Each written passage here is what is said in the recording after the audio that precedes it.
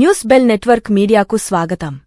శ్రీకాకుళం జిల్లా పాతపట్నం నియోజకవర్గం శాసనసభ్యులు మామిడి గోవిందరావు ఆదేశాల మేరకు అమరావతి మహిళలపై సీనియర్ జర్నలిస్టు కృష్ణంరాజు చేసిన వ్యాఖ్యలను వ్యతిరేకిస్తూ పాతపట్నం తెలుగుదేశం పార్టీ కార్యాలయం నుండి ఆల్ ఆంధ్ర రోడ్డు వరకు 1200 మంది మహిళలతో భారీ ర్యాలీతో రోడ్డెక్కారు.